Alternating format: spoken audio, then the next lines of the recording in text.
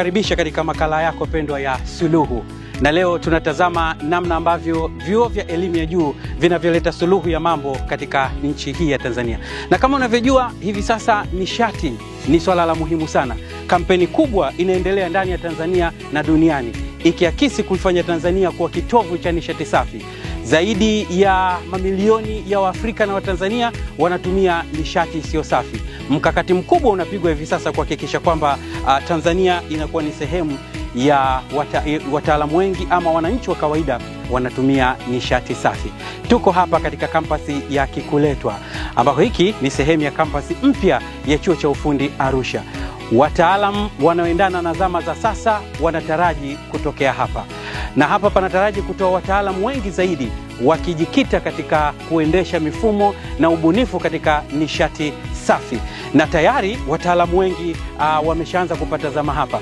Ni miongoni mwa kampasi ya mfano kabisa inayoakisi zama za sasa za sayansi na teknolojia, na inayoakisi kuleta suluhu ya wataalamu katika masuala ya nishati Tanzania, Afrika Mashariki na Afrika kwa ujumla. Na tayari Chuo cha Ufundi Arusha kimejipanga na kujifunga mkaja kuhakikisha kwamba taasisi hii ama kampasi hii ya Kikuletwa inakuwa mfano. Ubunifu umefanyika hapa, fedha zilizowekeza hapa takriban bilioni zaidi ya 37 zikiwekezwa hapa kuleta majengo haya. Ilikuwa si kazi rahisi kuondoa pori kuwa katika taswira hii na kisha kuwapata wataalamu watakaoiweka hali hivi. Kampasi hii inaakisi kitakachotoka hapa, kitakachojaribu kuleta hali ya nishati safi katika bara la Afrika. Hizi ni zama za Afrika, kutoka Afrika ya harakati za uhuru na sasa Afrika inayotafuta uhuru wa kujitegemea katika masuala mengine kama nishati. Nishati ni masuala muhimu. Karibu katika makala Suluhu, tutazame suluhu katika masuala ya nishati safi.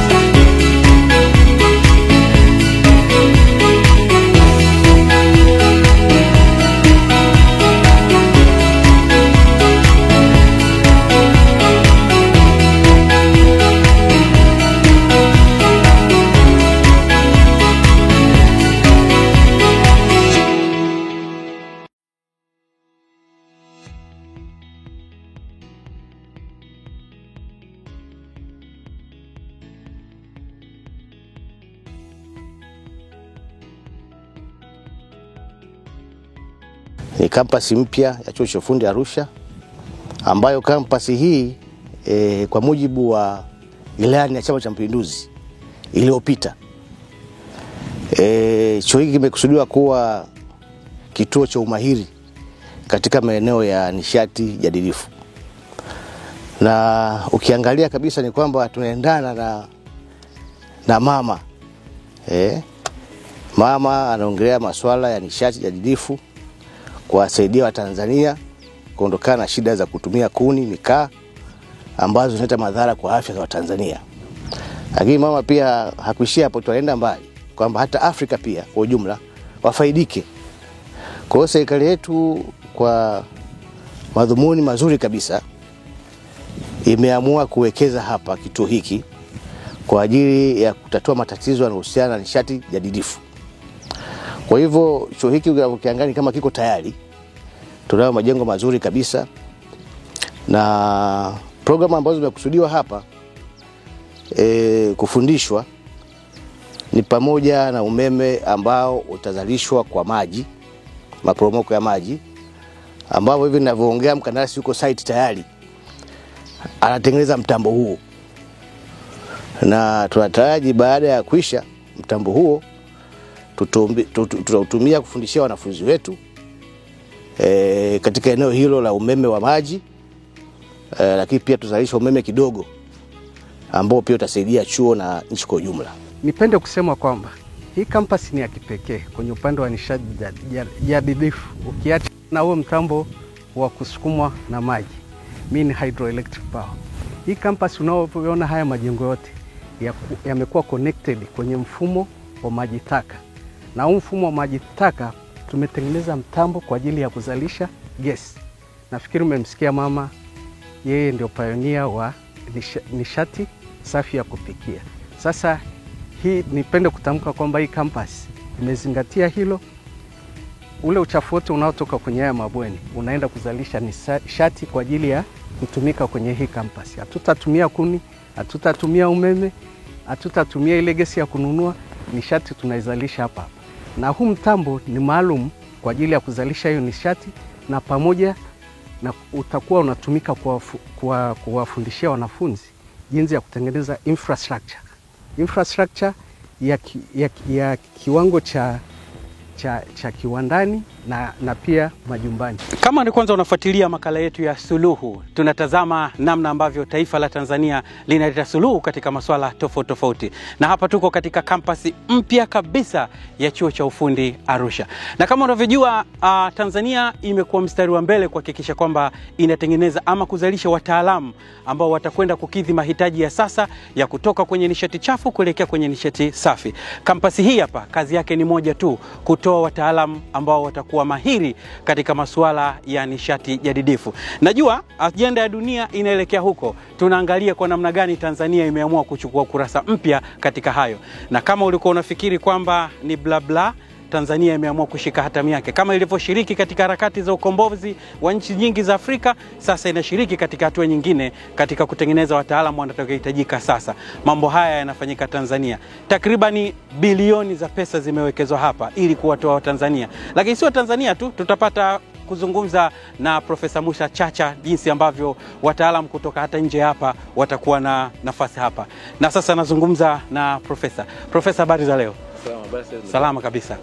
Niwapongeze, manake tulikuwa tunapita tu huko na watu wanakifahamu Chuo cha Ufundi Arusha, lakini hawakujua kama kuna makubwa yamefichika huko na tafsiri. Hebu tuambie, hii ni kampasi gani, nini kinafanyika hapa, kiasi gani cha fedha kimewekeza hapa na kinataraji kuleta matokeo gani katika dunia ya sasa?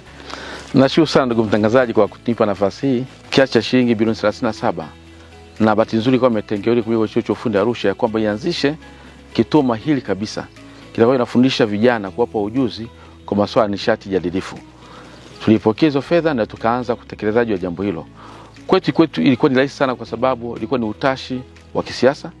Mheshimiwa Rais alidhamiria lifanyike na uzuri akahakikisha kwamba hizo lazima tufikia, na tukaanza kazi ya hiyo. Na campus tayari imeshajengwa.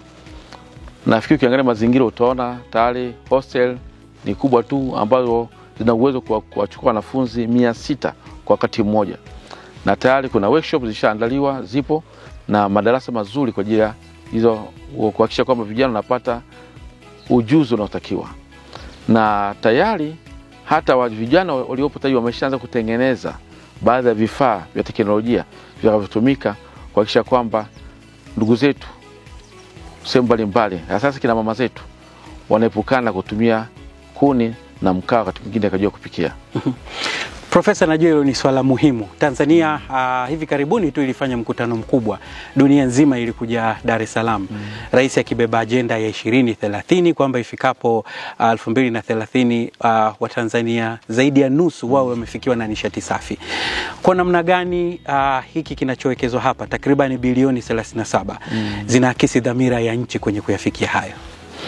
Ni kweli ni dhamira ya nchi, kwa sababu tukizungumzia mfano eneo la nishati, ninajua kwamba watu wengi sana wanajua sana nishati ya umeme. Ni kweli. Sasa umeme huu, hiyo nishati mfano ya kupikia zipo aina mbili. Na chuo hiki kitaangazia sana kuzalisha, kuwafundisha wanafunzi ujuzi wa kuzalisha umeme kupitia nguvu ya maji, lakini vile vile kutumia nguvu ya jua. Unaona hapa tulipokaa kuna jua kutosha kabisa. Na ndio maana tulidesign hii mradi wa eneo hili, kwa sababu kuna jua kutosha, lakini vile vile kuna mito ambayo baadaye nitakuelekeza kwa nini tumeamua kuifanyia hapa. Na vile vile tukao tunatumia, tunafundisha vijana na kuzalisha nishati safi kupitia taka ngumu. Unajua kwamba taka ngumu ina mbalimbali inaweza kutumika kuzalisha gesi kwa ajili ya kupikia. Na baadaye tutafika kule Chilo utapaona kwamba vile vile si kwamba tumejenga campus na workshop. Hapana. Mheshimiwa Rais amedhamiria, ametupa na fedha ya kujenga kabisa mtambo wa kufua umeme kama ule ambao tunaona kule Mwalimu Nyerere, lakini haka ni kadogo kwa ajili ya kufundishia, lakini hakutazalisha umeme. Kazi hii inafanyika hapa? Ni hapa. Niunganishe na swali hapo Profesa. Najua ninyi mmoja kati ya umaarufu wenu mkubwa ni kutoa wataalamu ambao wanajifunza kwa vitendo. Chuo cha Ufundi mna hiyo sifa, na wengi wanajua watu mkitoa wataalamu wanakuwa wanatosha. Kwa namna gani hilo limezingatiwa hapa, hasa kupata wataalamu ambao wanahitajika na wanalingana katika mahitaji ya sasa? Swala la nishati ya umeme imekuwa ni changamoto kubwa Afrika. kwa namna gani uwepo wa chuo hiki Afrika itategemea hapa na Tanzania itajitambulisha katika dhamira hii? Nashukuru sana ndugu mtangazaji. Ni kweli uchokisema ni sahihi kabisa. Vyuo vyetu vingi, especially chuo chetu cha ufundi Arusha, ukienda DIT, ni vyuo ambavyo tumejiwekeza sana katika kufundisha wanafunzi kutumia utaratibu unaitwa competence based. Ni kwamba kweli ataingia darasani, lakini sisi tunampima mtoto kwa kufanya mwanafunzi kufanya kile kitu ambacho atakiwa kifanya. Kwa hiyo kama yafundishwa kwamba awe na ujuzi wa aina fulani, sisi tutajua kwamba ujuzi wake umefanikiwa baada ya kufanya. Sasa mradi huu tulionao hapa ni kweli kwa ajili ya Watanzania. Lakini vile vile Mheshimiwa Rais amefungua nchi na imefungua kiasi kwamba hata wenzetu kutoka nchi mbalimbali watakuja kusoma hapa. Mradi huu mfano watu kutoka Kenya, nchi nyingine, hata nchi nyingine kwenda Sudani, wote ambao wanataka kujifunza mambo hayo watakuja chuo cha ufundi Arusha. Maana huu mradi unajumuisha vile vile kwa ruhusa na watu wengine wa nchi nyingine kuja kujifunza hapa. Na tuliamua kwamba wanafunzi ili kujifunza vizuri lazima kuwepo na vitu kujifunzia. Sio tu kusoma, kama ni kuzalisha umeme aingie kwenye mtambo azalishe umeme. Kama jinsi ya kutoa huo umeme kupeleka watu wengine ajifunze wakiwa na mtambo wenyewe. Kwa hiyo mtambo huu watu kufanya kazi ni kwamba nafikiri kufikia mwezi wa 10 tutaanza kuzalisha umeme. Watakuwa wanazalisha umeme mle ndani ni wanafunzi wetu. Watakuwa na control mitambo ni wanafunzi wetu. Kwa hiyo kitoka hapo sasa wakaajiriwa mfano sehemu kama bwawa la Mwalimu Nyerere au sehemu nyingine ambayo inazalisha umeme. Tayari ni vijana ambao wanaenda mazingira ambao wanayajua na wako wanafanya. Profesa, chuo cha ufundi Arusha kina umaarufu mkubwa na kimezalisha wataalamu huko na huko. Kipi ambacho unaweza kukisema kwamba hapa mmedhamiria kuweka historia ambayo itaitambulisha si tu masuala ya teknolojia na ufundi Tanzania, lakini pia itakuwa na ushindani ambao utalingana kabisa na kiwango cha dunia ya kwanza? Ni kweli. Mpango mkubwa tulionao ni kuhakikisha kwamba moja, tunatoa vijana ambao na ujuzi mkubwa sana, lakini ujuzi huo hautakuwa ujuzi peke yake. Kuna mikakati mingi tulionayo. Moja hapo ni kwamba hapa tutaanza kuwa tutakuwa nasema ni karakana ya kuzalisha vifaa vinavyotumika katika nguvu ya jua na nguvu ya maji, hata vivyo nguvu ya upepo. Mfano tayari tumeshatengeneza mahusiano na wenzetu wanaitwa Solar Alliance. Walikuja Wizara ya Nishati, na mshukuru sana Mheshimiwa Biteko aliridhia ya kwamba mradi huo sasa uelekezwe kwenda chuo cha ufundi Arusha. Na tayari maandalizi yameshaanza. Tutaandaa vile vifaa vyote na vile vinatumika, mfano ile solar panel na vifaa vyake vyote tutakuwa vinazalishwa hapa chuo cha ufundi Arusha. Kwa vijana wetu wataanza kuwa wanazalisha wakiwa hapa. Sasa unaangalia kijana ambaye amekaa hapa akajifunza kuzalisha vifaa, unafikia kitoka hapa atakuwa nani? Maana yake ni kwamba kitoka hapa utasikia kijana anaanzisha kampuni yake iko Iringa ya kuzalisha vifaa vya kutumika katika nishati safi na sehemu mbalimbali au nchi nyingine. Kwa maana yake ni kwamba tutazalisha vijana ambao kweli ni matajiri. Na ndio mpango wetu huo. Tumedhamiria na ndio nia Mheshimiwa Rais kuondoa umaskini Tanzania. Na ndio nafikiri naelewa hilo. Profesa, tutazungumza hapo punde baadaye mengine, lakini ilikuwa ni awali tu kuonyesha Watanzania kwamba nini mnafanya, lakini pia dhamira kubwa mnayofanya. Najua tutazungumza punde tu mambo mengine, na tutakwenda kuona namna ambavyo kule wanajenga, namna ambavyo matazamio yanategemea kuzalisha umeme hapa na kila kitu. Nikushukuru sana. Asante sana. Profesa Musa Chacha, tukizungumza namna ambavyo chuo cha ufundi Arusha kimeweka dhamira kubwa hapa. Wanasema upekee ama safari ama mwendo inategemea dereva anaendesha namna gani. Mwendo wa dereva unaashiria usalama wa abiria. Mwendo wa mkuu wa chuo unaonyesha namna ambavyo imedhamiria kuwa kinara katika masuala ya nishati. Ni katika kipindi ambacho Tanzania ilichukua kinara kwamba itapaza sauti kuliko nchi zote za Afrika kwamba ifikapo mwaka 2030 zaidi ya nusu ya Waafrika waweze kutumia nishati safi. Sauti hiyo ilitoka Dar es Salaam, Tanzania, na yanayotokea Arusha yanaakisi kwamba Tanzania imeamua, kwa sababu sasa itakuwa na wataalamu wa kuweza kuzalisha umeme katika nyanja zote unazozijua wewe, itakuwa hapa. Na hapo baadaye tutaweka fununu hapo. Najua hivi majuzi Rais amezungumza kwamba sasa lazima uranium tuitazame.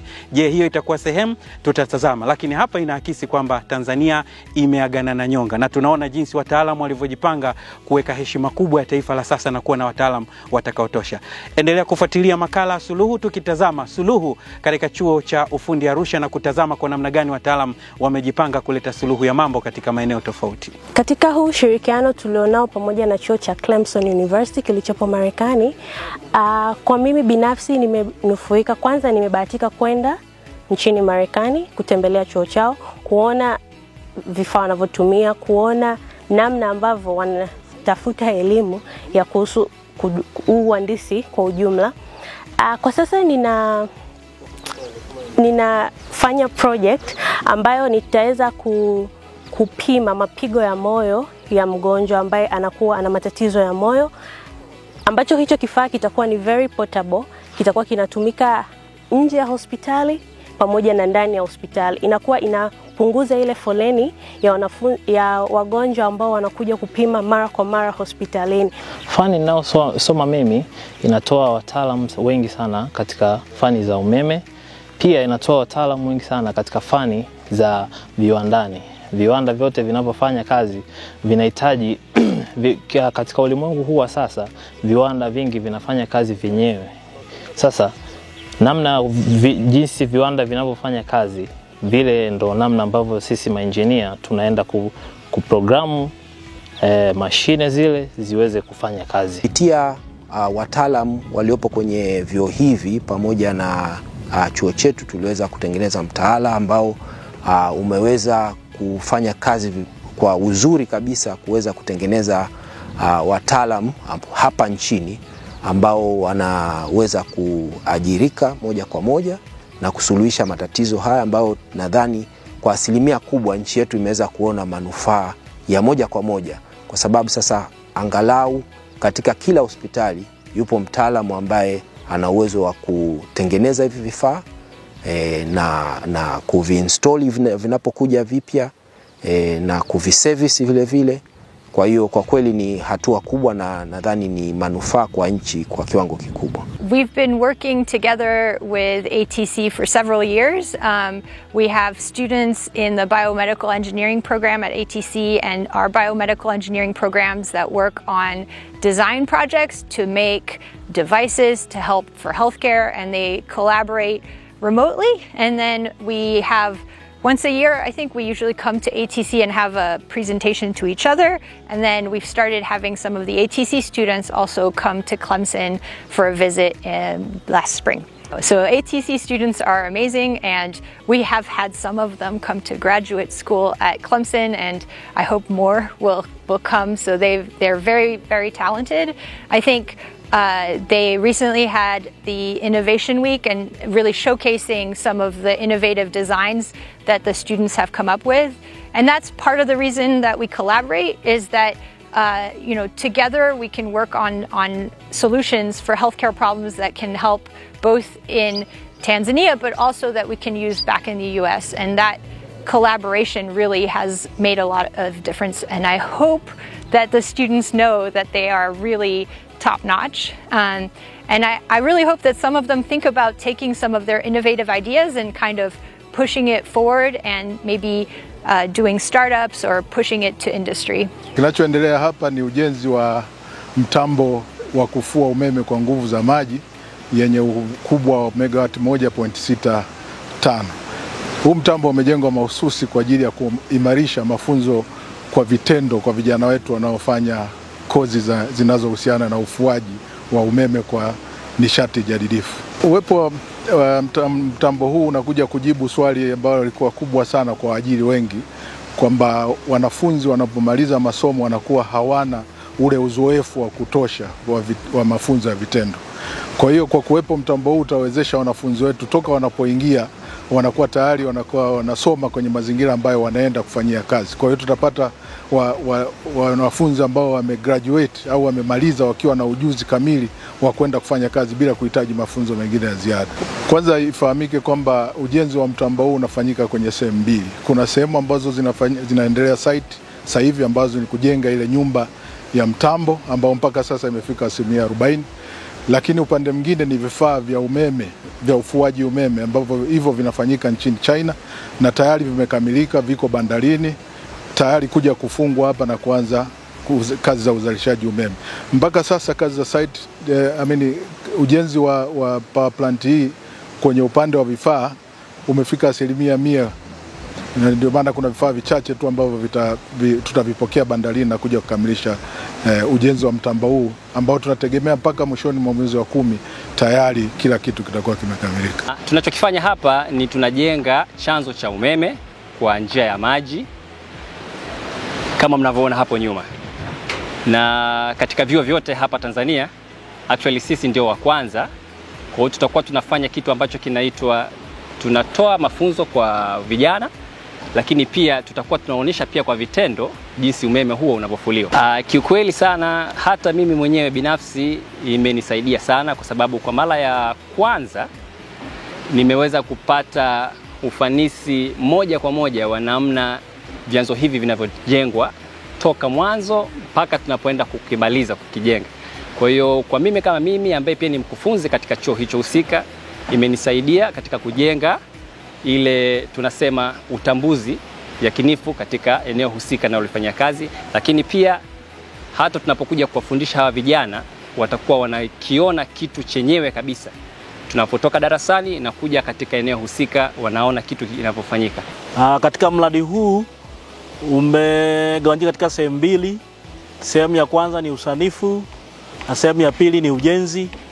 Na usanifu ulianza tangu mwezi wa 5 mwaka jana, na kuanzia mwezi wa 11 tulianza ujenzi katika mradi huu wa Kikuletwa. Mpaka sasa ujenzi unaendelea. Ujenzi ambao tunaendelea nao katika mradi huu ambao umegawanya katika package mbili. Kwa sasa tupo kwenye package ya kwanza. Tuna ujenzi wa powerhouse, tuna ujenzi wa nyumba tunaita control room, lakini pia tuna ujenzi wa mtaro unaotoa maji baada ya kuzalisha. Sehemu zote hizi tatu tumeendelea nazo, na mpaka sasa kwa maana ya ujenzi kwenye eneo la civil works tupo 50%. Kipekee kabisa tunaishukuru sana Arusha Technical College kwa maono yao. Maono yao ndio yaliyotufanya sisi kuwa hapa. Kampuni ya Kichina iko hapa, lakini pia kampuni ya Kizawa iko hapa. Kupitia mradi huu inatujengea sisi wa Tanzania uzoefu wa kazi. Binafsi ni mwanafunzi aliyehitimu kupitia chuo cha ufundi Arusha, nikisoma fani ya civil and irrigation. Na baada ya hapo chuo hicho kimenitengeneza, kimenifanya kuwa mhandisi, na nimeweza kufanya kazi katika miradi mbalimbali. Kitu ambacho kwa kipindi ambacho sisi tunasoma Arusha ilikuwa kupata nafasi ya kusoma kwa vitendo, ilikuwa mpaka unapoenda field nje ya taasisi. Lakini kwa sasa hivi wanafunzi wa hydropower katika chuo cha ufundi Arusha watapata fursa ya kujifunza kwa vitendo zaidi, na katika kwenda nje ya taasisi itakuwa kwa ajili ya utekelezaji wa kazi maalum. Kwa mradi huu nashukuru sana kwa maana niliyopata hapa kwa mradi. Nashukuru sasa hivi naendelea vizuri. Hakuna tatizo lolote. Tuko fresh, viongozi wote wako sawa. Hakuna tatizo lolote kutoka kwenye mradi wote. Kwa kuwa nashukuru sana kwa muda huu na miezi miwili sasa tangia nianze. Kwa kweli nashukuru sana, niendelee na mradi. Kwa kweli na ushukuru, maana nimeendelea kila kitu. Sasa hivi na kwenye mradi sasa hivi kuna mambo natengeneza. Kwa kweli nashukuru sana mradi ulivyokuja. Sasa hivi maisha yanaenda salama. Hiki ni kivuko maalum cha wapita kwa miguu. Licha ya kwamba eneo hili linatumika, na tumeona mradi mkubwa wa kuzalisha umeme ambao utatumika hasa kwa kufundishia, lakini pia utazalisha umeme ambao utaingizwa katika gredi ya taifa. Eneo hili pia mkakati wa chuo cha ufundi Arusha ni kuwekeza katika masuala ya utalii. Eneo la jiografia linalovutia ambapo watalii na hata wa ndani na wa nje wanaweza kuja hapa. Ni eneo la kuvutia mno ambalo linaweza kujenga simulizi ya kubadilisha mno maisha ya wananchi. Kama unavyojua utalii na wenyewe ni uchumi na simulizi ya mambo mengi. Wachache sana wanaweza kupita hapa, wengine wameshindwa kabisa. Kutoka eneo ambalo ulikuwa mto tu unapita hapa, taaluma inawekwa hapa na kufanya mageuzi makubwa ni mradi wa uzalishaji umeme wa maji Kikuletwa. Unaweza kusema ni Julius Nyerere ndogo inafanyika hapa. Chuo cha Ufundi Arusha kinaweka hapa utaalamu ambao utazalisha wataalamu vizazi na vizazi. Itaifanya Afrika kujivunia kutoka hapa. Na awali tulikuwa na Profesa Musa Chacha tukizungumza mawili matatu, nikamwambia ngoja nipotee kujaribu kuangalia kuna nini kwenye kampasi. Simulizi za kusisimua mno, wataalamu wakionyesha suluhu ya mambo. Profesa, hongereni sana. Asante sana ndugu yangu. Nipata fursa ya kuzunguka na kutazama namna ambavyo mageuzi yanaendelea hapa. Nashukuru sana. Kwa namna gani kichwani una picha kubwa ya Chuo cha Ufundi Arusha hasa kwenye kampasi hii ya Kikuletwa? Nashukuru sana kunipa nafasi tena mara nyingine tena.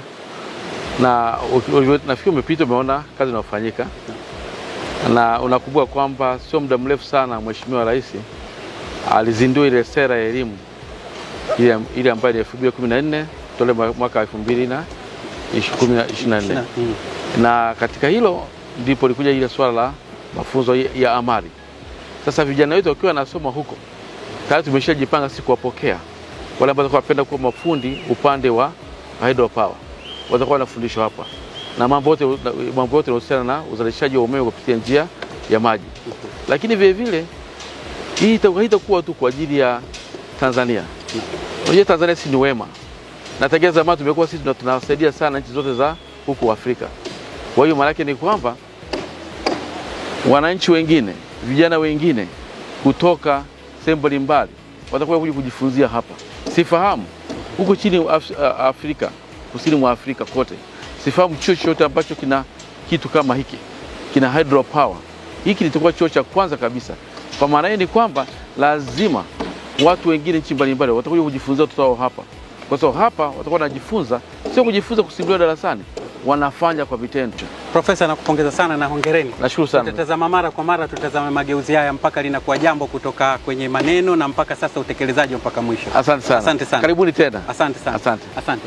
Ni mageuzi yanayoendelea hapa na hii ni elimu ya Tanzania. Najua wengi walikuwa na maneno na hasa wasiokuwa na taarifa vizuri walikuwa na wasiwasi na maneno ya jumla tu kwamba elimu ya Tanzania ina changamoto. Huu ni mradi wa kuzalisha umeme kwa kutumia maji. Unatengenezwa hapa na hiki ni Chuo cha Ufundi Arusha. Wataalamu wako hapa, wanajifunza, wanatengeneza na wanafunzi wanatengeneza hapa. Ikirejesha Tanzania katika msimu wake wa kuhakikisha kwamba sasa Afrika inakuwa na wataalamu wa kutosha. Mliokuwa na wasiwasi na elimu ya Tanzania, mambo yako huku na maendeleo yanaonekana. Bila shaka umefuatilia makala hii ya Suluhu. Tunatazama namna ambavyo wataalamu wanavyotafuta suluhu katika masuala mbalimbali. Hizi ni zama ambazo nishati jadidifu ni muhimu. Mkakati mkubwa ukiendelea, Afrika na Tanzania ikiwa champion kuhakikisha kwamba ifikapo 2030 kwamba sasa zaidi ya nusu ya Waafrika waweze kufikia nishati jadidifu. Kinachoendelea hapa kinatoa nguvu kubwa kwamba sasa wataalamu watatoka Tanzania na wengi watakuja kujifunza hapa. Watatokea wapi? Katika Chuo cha Ufundi Arusha. Bila shaka umefuatilia makala hii ya Suluhu na sasa tufike mwisho. Dakika chache za kutazama mageuzi katika taaluma ya Tanzania yakitokea hapa. Mimi naitwa Amini Anthony Mgeni. Asante, mpaka wakati mwingine.